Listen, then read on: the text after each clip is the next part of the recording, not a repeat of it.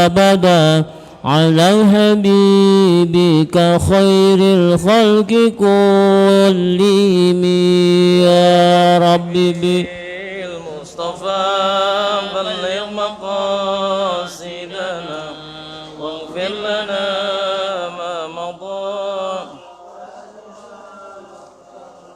محمد سيد الكونين والثقلين والفريقين من عرب ومن أعجم يا ربي بالمصطفى بلغ مقاصدنا واغفر لنا ما مضى يا هو الحبيب الذي ترجى شفاعته لكل حول من الأحوال مقتهم يا ربي بالمصطفى بلغ مقاصدنا واغفر لنا ما مضى يا واسع اللهم صل وسلم وبارك عليه وعلى آله الفاتحة بقبول حضرة النبي المصطفى رسول الله محمد صلى الله عليه وسلم وعلى آله وأزواجه وذرياته وأهل البيت شؤون الله لهم الفاتحة أعوذ بالله من الشيطان الرجيم بسم الله الرحمن الرحيم الحمد لله رب العالمين الرحمن الرحيم مالك يوم الدين إياك نعبد مستقيم صراط الذين أنعمت عليهم غير المغضوب عليهم ولا الضالين آمين. Ini ya.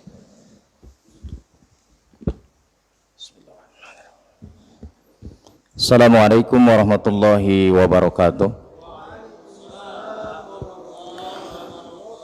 Bismillah walhamdulillah wassalatu wassalamu ala rasulillah Muhammad ibn Abdillah wa ala alihi wa sahbihi wa mawala la hawla wa la quwwata illa billah amma ba'du. Rabbi israh li sadri wa yassir li amri wahlul 'uqdatam min lisani yafqahu qawli. Subhanaka la ilma lana illa ma 'allamtana innaka antal alimul hakim. Sadaqallahul azim wa sadaqa rasuluhun nabiyul habibul karim wa nahnu ala dzalika minasy syahidin wasyakirin walhamdulillahi rabbil alamin. Yang sama-sama kita muliakan dan kita hormati segenap Direktur Rumah Sakit RSUD Pasar Rebo dan segenap juga pengurus Masjid Subulus Salam dan yang sama-sama semua yang mudah-mudahan kita yang hadir pada saat ini senantiasa dimuliakan oleh Allah Subhanahu wa taala. Tentulah tidak saya sebutkan satu persatu, tidak mengurangi rasa ta'zim dan hormat saya. Pertama dan yang paling utama, marilah kita memanjatkan puja dan puji syukur kehadirat Allah Subhanahu wa taala atas segala limpahan rahmat, taufik dan hidayahnya kepada kita semua, sehingga pada siang yang berbahagia ini Allah Subhanahu wa taala masih senantiasa mengumpulkan kita dalam satu majelis yang amat mulia, dalam satu kajian yang amat mulia, yang mudah-mudahan setiap langkah kita, duduk kita mudah-mudahan dicatat sebagai amal ibadah oleh Allah Subhanahu wa taala.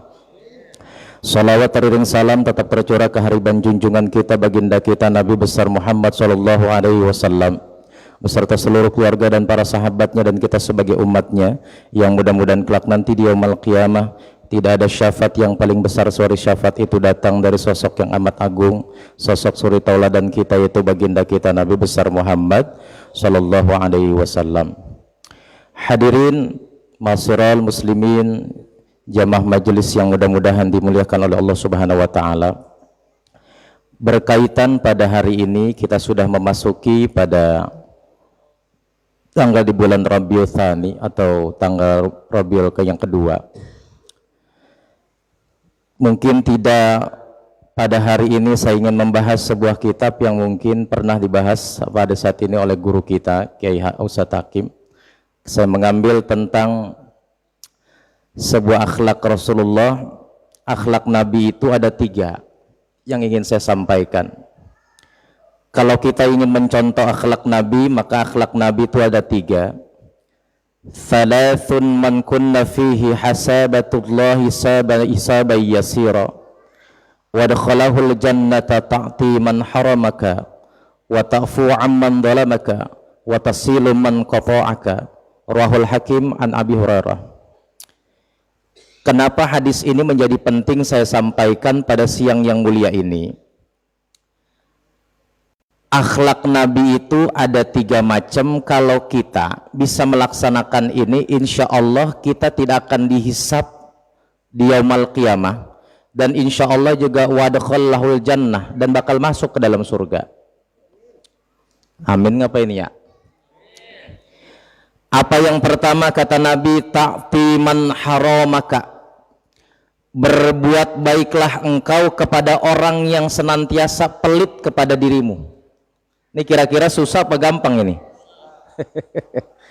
Padahal kita sering mendengarkan maulid Nabi, akhlak tentang Rasulullah, maka Nabi mengatakan ini bagian daripada akhlak Nabi juga. Salasun, 3 orang yang insya Allah nanti tidak akan dihisab di yaumal qiyamah, dan dia bakal masuk surga secara langgeng, secara gampang. Yang pertama, ta'ti man haramaka, dia harus berbuat baik kepada orang yang pelit sama dirinya. Sekarang saya tanya, kita kalau berbuat baik sama orang yang baik apa sama orang yang pelit? Kita bilang aku sebagai umat Nabi, kalau ada kalimat yang ayatnya apa yang pertama tadi menyampaikan, ta'ti man haramaka, berbuat baiklah engkau kepada orang yang berbuat pelit kepadamu. Kita biasanya kalau baik sama orang itu biasanya baik sama orang yang baik, bukan baik sama orang yang pelit. Bahkan kadang kita terbalik, kalau baik sama orang yang baik, contohnya Bang Opik baik sama saya juga akan baik sama dia. Tapi yang susah itu kata Nabi ini adalah berbuat baik kepada orang yang melakukan pelit sama kita tuh susahnya luar biasa. Saya juga belum bisa. Ini makanya Nabi mengatakan akhlak Rasul tuh seperti ini. Kalau kita mau mengikuti Nabi, fattabi'uni, mau ngikuti Nabi memang agak sulit-sulit tersusah atau gampang-gampang susah. Orang kalau berbuat baik kepada orang lain yang berbuat baik kepada kita, ya itu memudah. Orang buat baik dia. Ayah Misbah berbuat baik sama saya akan berbuat baik yang lebih buat diri dia. Apa aja yang dia kasih sama saya akan saya balas lagi dengan yang lebih baik lagi. Tapi yang susah itu kalau ada orang yang bakhil, orang yang pelit, kita berbuat baik sama orang yang pelit. Waduh, 7 turunan susah itu. Kira-kira Bang Opik kalau ketemu orang-orang gini nih yang pelit sama kita, diapain nih? Oh, bisa ditampol dia ya. Nih kadang-kadang makanya kata Nabi kan orang yang pelit itu jauh dari teman, orang yang pelit itu dekat dengan setan, dan orang yang pelit itu susah rezekinya dari Allah Subhanahu wa taala. Nih kadang-kadang kita kan bakhilnya, pelitnya 7 turunan. Ada orang minta sumbangan dilihat dulu, makanya termasuk ini ta'ti man haramaka. Orang yang senantiasa mau berbuat baik kepada orang yang pelit itu sangat sulit. Makanya cobalah bagi kita, kalau ada orang yang pelit di antara kita, berikan itu kepada dia. Memang sulit Pak, sulit banget ini. Yang pertama sangat sulit, yang pertama sulit. Yang kedua apa yang disampaikan di dalam kitab ini, kitab Mukhtarul Hadis ini. Yang kedua, watafu amman dalamaka. Yang kedua, kalau engkau mau mengikuti akhlak Nabi, yang kedua adalah kamu senantiasa memberikan, menampakkan suka kepada orang yang berbuat jahat kepada kamu. Kamu bisa senang sama orang yang berbuat jahat kepada kamu. Ini yang kedua. Kalau mau ngikutin akhlak Nabi Pak, Nabi itu mohon maaf ada orang yang berbuat jahat kepada dia ini, dia senantiasa baik kepadanya. Bahkan dalam sebuah riwayat itu Rasulullah Shallallahu Alaihi Wasallam ketika pulang dalam sholat, rumahnya ini mohon maaf dikelilingi dengan sampah. Di rumah depan pintunya banyak sampah, banyak kotoran-kotoran onta. Nabi pulang nih dari ibadah salatnya yang pertama, ya Allah ngelihat nih orang kotoran. Dilihat sama Nabi nih orang yang bisa memberikan maaf kepada orang, kepada musuh kita. Begitu ada nih di kotoran di depan pintu Nabi ini, Nabi ngelihat.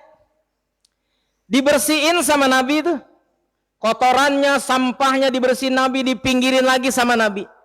Besok lagi pulang ke masjid, Nabi ngelihat lagi nih pintu rumahnya, di depan rumahnya ada kotoran onta. Dilihat lagi ada kotoran sampah yang begitu banyak. Nabi nggak cari-cari tuh. Kita kan kalau kita nyari-nyari, Ini siapa nih, kurang aku sundelan banget ini orang nih ya. Gue langsung gue tabokin dan gue santet juga nih orang nih menaruh sampah di mari, paling dibuang lagi sama kita.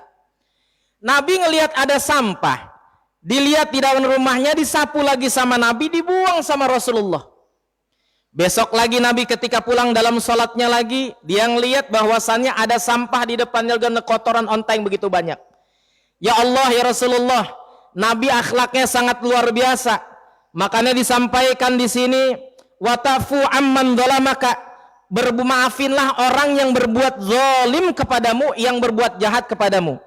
Bahkan Nabi di dalam sebuah kitab Mukhtasar Hadis juga, ithnani la yanzuru ilaihima yaumal qiyamah.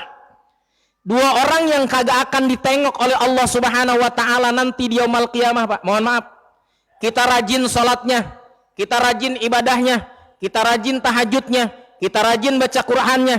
Maka disampaikan oleh Nabi, ithnani la yanzuru ilaihima yaumal qiyamah, yang kagak bakal dilihat nanti di yaumul qiyamah. Siapa itu? Ada dua orang.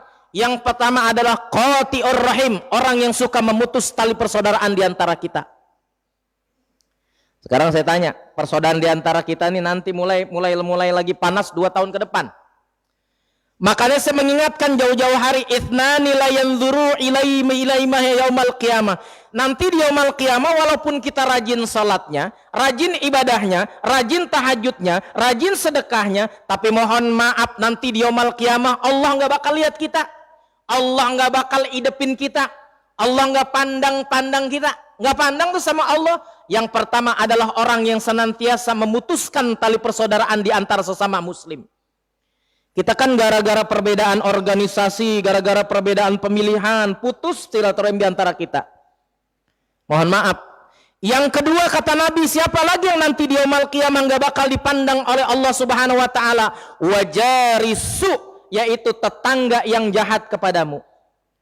Makanya saya kalau ngelihat begini Pak, ngelihat hadis ini membuat introspeksi diri saya. Ya Allah, selama ini mungkin tetangga saya kurang baik sama kita. Mungkin mohon maaf, saudara yang terdekat kita mah bukan saudara kandung kita, bukan. Saudara yang terdekat kita mah bukan saudara kandung kita, bukan. Tapi saudara yang terdekat dengan kita itu adalah tetangga kita. Emang Bapak kalau mati yang nguburin siapa nanti? Bang, yang nguburin siapa? Yang kerasnya ngomong, yang nguburin siapa? Tetangga. Lu mau pilihannya si A, mau pilihannya si B, nanti pilpresnya mau camatnya ini, bupatinya ini, nanti juga yang lu mati tetangga lu yang ngurusin. Benar apa benar? Nah emang dia mikirin, gua nanti milih si A, gua milih si B, gua milih si P. Kagak. Dia mah begitu meninggal dunia, tetangga kita yang mindahin bangku kita, tetangga kita yang ngambil itu, yang ngurusin kecamatan di kelurahan untuk penguburan. Bukan mereka tuh yang kita pilih dulu, nggak ada, kagak ngerti dia mah. Bener apa kagak nih? Ini bener kagak sih? Ini pada tidur apa kagak? Apa lapar ini pada? Hati-hati Pak. Ini Nabi mesen di dalam sebuah hadisnya, ithnani yanzuru isnani la yanzuru ila yaumil qiyamah. Nanti di yaumil qiyamah itu Allah nggak bakal mandang kita. Orang yang mutusin silaturahim, la yadkhulul jannah qati'un, tidak akan masuk surga orang yang memutus tali persaudaraan dan silaturahim. Itu nggak bakal dilihat. Ini kembali lagi Kak pada hadis yang tadi yang mengatakan akhlak Nabi yang kedua itu, yang kedua tadi. Yang kedua ta'fu ta'fu amman dhalamaka, yaitu memaafkan orang yang berbuat jahat kepada dirimu. Ada sampah Rasulullah 3 kali. Tiba-tiba besoknya harinya nih kok nggak ada sampah lagi, pulang dari zuhurnya Nabi. Begitu habis salat Nabi kok nggak ada lagi kotoran, oh mungkin nanti kali habis zuhur. Begitu zuhur ditungguin sama Nabi kok nggak ada lagi sampah di depan rumahnya, mungkin habis asar. Ditunggu lagi habis asar nggak ada juga, mungkin habis maghrib. Ditunggu habis maghrib nggak ada juga, mungkin habis isya. Nih Nabi tiap harinya 3 kali berturut-turut dilempari kotoran oleh orang-orang yang tidak dikenal. Nanya Nabi sama tetangganya, wahai fulan, yang biasa ngelemparin sampah di rumah saya kemana orangnya? Ya Rasulullah, orang itu lagi sakit. Ini kira-kira kalau lagi sakit, rumah kita dilemparin sampah, orangnya lagi sakit, kita ngomong apa? Mampus, biar mampus aja lu. Syukurin baik lu. Mati dah. Kagak tuh Nabi datang ke istrinya Siti Aisyah. Ya Aisyah, adakah makanan di rumahmu? Ya Allah, ya Rasulullah, ini cuman ginian doang, cuman roti sama korma doang sedikit serantang. Bungkus dah. Emang buat siapa ya Rasul? Nih buat orang yang tiap hari ngelemparin sampah di rumah kita sama kotoran-kotoran onta. Ya Rasulullah, dia kan jahat sama kamu. Biarin Aisyah, saya pengen bungkus aja. Dibungkus sama Nabi Pak, dianterin. Begitu datang ke rumah orang yang zolimin dia selama 3 hari berturut-turut, datang Rasulullah, meriang badannya. Kayak didatangin debt collector. Meriang. Datang ke situ dia sampai dalam kedinginan meriang, dalam keadaan meriang. Ya Rasulullah, dia nyampain, selama ini tidak ada orang teman terdekatku ketika aku dalam keadaan sakit yang mengunjukiku dan bersilaturahim. Tapi orang yang ku benci, orang yang ku sakiti, orang yang ku zolimi, yang setiap hari ku bilang gila, yang setiap hari ku bilang menzolimi engkau ya Rasulullah, justru orang itu adalah engkau yang mendatangi aku pertama kali ketika aku dalam keadaan sakit. Ini kalau kita model-modelnya kayak Rasulullah, kayaknya masih jauh bener. Ya masih jauh bener kita mah. Ya Allah, kita mah disakitin sama orang lain, udah ngebawaannya udah dongkol baik. Udah nyampe kesel banget bang, bener.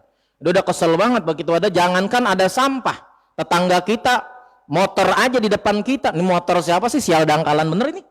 Sampai di mari, akhirnya udah gembok sama dia. Kagak Nabi mah. Kagak, Nabi nu maafin. Dia langsung bilang, ya Rasulullah, digenggam tangan Rasulullah. Ya Rasulullah, aku bersaksi hari ini ya Rasul, karena akhlakmu yang mulia ini ya Rasulullah, aku mengucapkan 2 kalimat syahadat, asyhadu alla ilaha illallah wa asyhadu annaka Muhammadar Rasulullah. Aku mengucapkan 2 kalimat syahadat kepadamu, aku masuk Islam. Itu disebabkan oleh akhlaknya Rasulullah yang sangat luar biasa. Ini kita jauh Pak. Yang pertama tadi apa yang pertama? Yang pertama apa Bang? Bang Opik, Bang tahu apa tadi? Berbuat baik sama orang.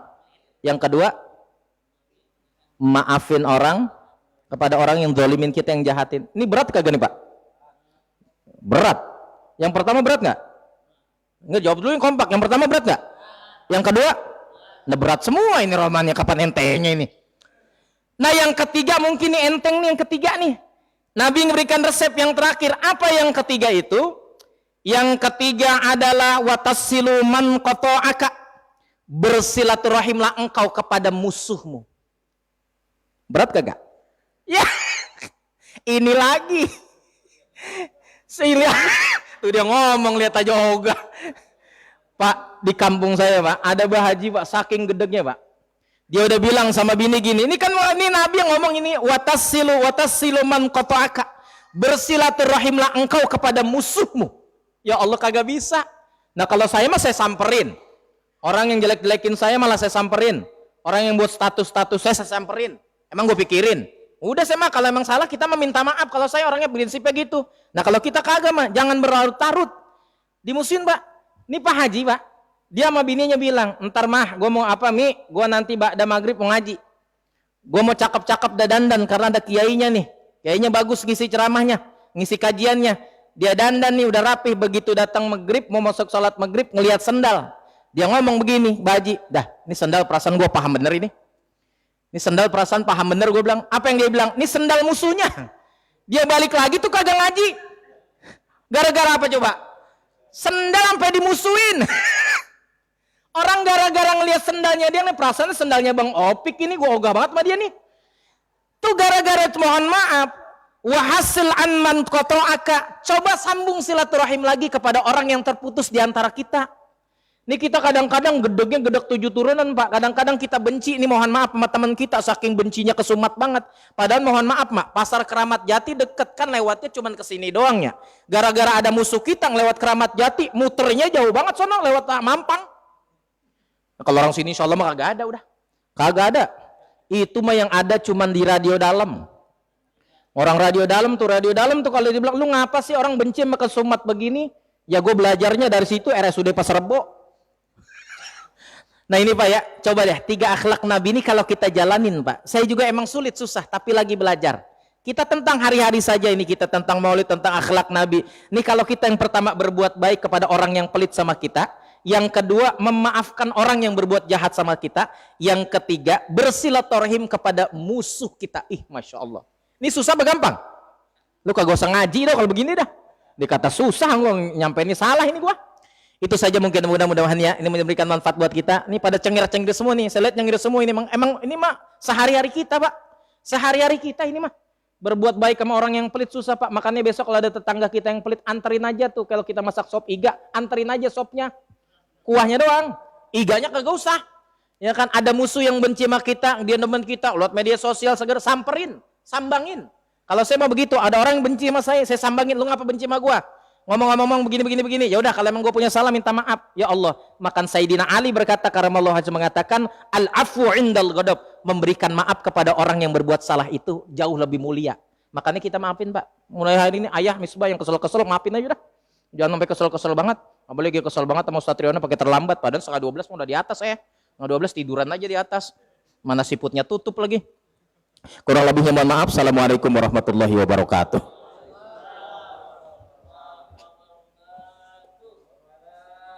Muhammad.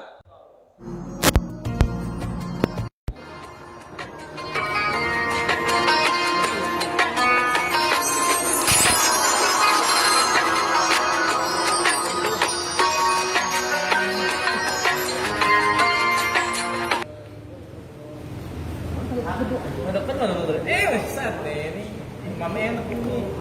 Mama balik ke sana.